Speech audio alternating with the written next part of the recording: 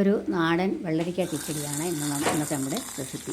എല്ലാവർക്കും വീഡിയോയിലേക്ക് സ്വാഗതം. ഇതെങ്ങനെയാണ് ഉണ്ടാക്കുന്നതെന്ന് നോക്കിയാലോ. അതിനായിട്ട് ഒരു ചെറിയ വെള്ളരിക്കയുടെ മുറി എടുത്തിട്ടുണ്ട്. ചെറിയൊരു ക്വാണ്ടിറ്റിയാണ് ഞാൻ കാണിക്കുന്നത്. അപ്പോൾ അതിൻ്റെ കുരുവും തൊലിയും എല്ലാം കളഞ്ഞ് ഒന്ന് വൃത്തിയാക്കി എടുക്കാം.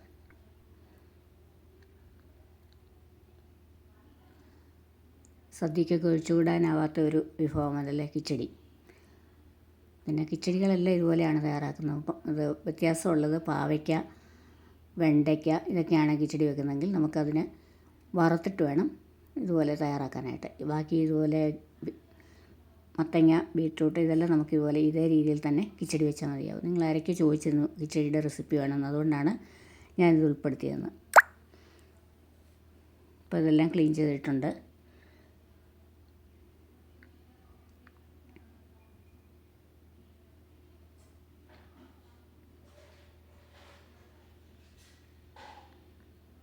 ഇതിന് നമുക്ക് നന്നായിട്ടൊന്ന് കഴുകിയെടുക്കാം.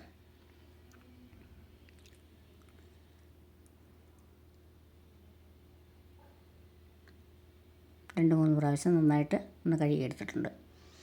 ഇനി അത് ചെറുതായി അരിഞ്ഞെടുക്കാം. ഇങ്ങനെ കൊത്തി അരിയാൻ ബുദ്ധിമുട്ടാണെങ്കിൽ ഒരു ചോപ്പറിലിട്ടൊന്ന് അടിച്ചെടുത്താൽ മതിയാവും. ചെറുതായിട്ട് അരിഞ്ഞെടുത്താൽ മതി.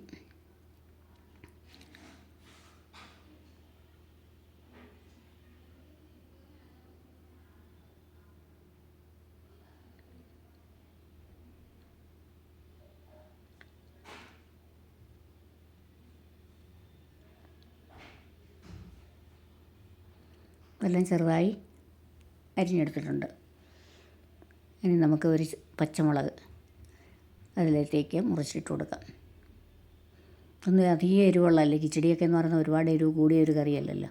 അതുകൊണ്ട് ആവശ്യമനുസരിച്ച് എരിവിന് എത്ര വേണോ അത്ര ഞാനൊരു പച്ചമുളക് മാത്രമേ ഇതിലേക്ക് ചേർത്തിട്ടുള്ളൂ. അപ്പം രുചിക്ക് ആവശ്യമായ ഉപ്പ് ചേർത്ത് കൊടുത്തു.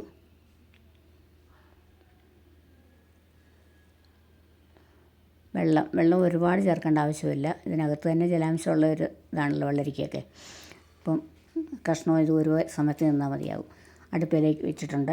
അതിനിയും ഒന്ന് തിളച്ച് തുടങ്ങുമ്പോൾ നമുക്കിത് അടച്ച് വെച്ച് വേവിക്കാനായിട്ട് വയ്ക്കണം. ചെറുതായിട്ട് തിള വന്നു. അപ്പോൾ അടച്ച് വെച്ചിട്ട് ലോ ഫ്ലെയിമിൽ വെച്ച് വേണം നമുക്കിതിനെയും കുക്ക് ചെയ്തെടുക്കാനായിട്ട്. ആ സമയം കൊണ്ട് നമുക്കിതിന് അരപ്പ് തയ്യാറാക്കാം. ഒരു അരമുറി തേങ്ങ എടുത്തിട്ടുണ്ട്. അതിലേക്ക് 1 ടീസ്പൂണോളം കടുക്. ഇതാണ് ഇതിന് ഏറ്റവും ടേസ്റ്റ് കൊടുക്കുന്ന കിച്ചടിക്ക്. ഇതൊന്ന് പൊടിച്ചെടുക്കുക.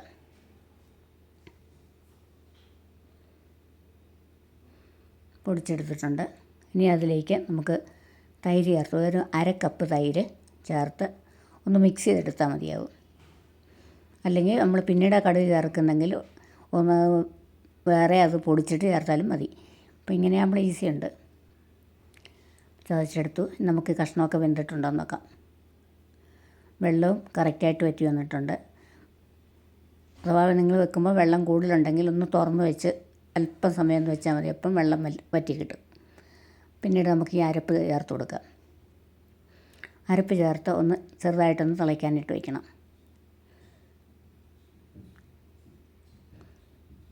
കടുക് കൂടെ ചേരുമ്പോഴാണ് അതിൻ്റെ ഒരു പ്രത്യേക രുചിയല്ലേ കിച്ചടിക്കത് സ്വാദ്. അതിനുശേഷം നമ്മൾ ഒരു 1/2 കപ്പ് തൈരും കൂടെ ഒന്ന് ഉടച്ച് അതിൻ്റെ കൂടെ ചേർത്ത് കൊടുക്കുക.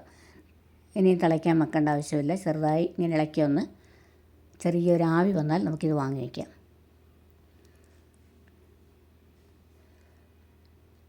ഇത്രയേ ഉള്ളൂ. നമ്മുടെ കിച്ചടി തയ്യാറായി. ഇനി ഇതിന് കടുക് വറുത്താൽ മതിയാവും. കടുക് വറുക്കാനായിട്ട് വെളിച്ചെണ്ണ ഒഴിച്ച് കൊടുത്തിട്ടുണ്ട്.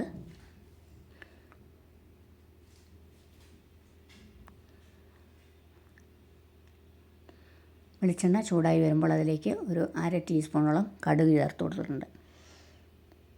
പിന്നെ സാധാരണ കടുക് വറുക്കുന്ന പോലെ ഉണക്കമുളകില്ലാതെ കരിവേപ്പില ഇത്രയിട്ട് കടുക് വറുത്ത് നമുക്ക് കിച്ചടിയിലേക്ക് ചേർത്ത് കൊടുക്കാം.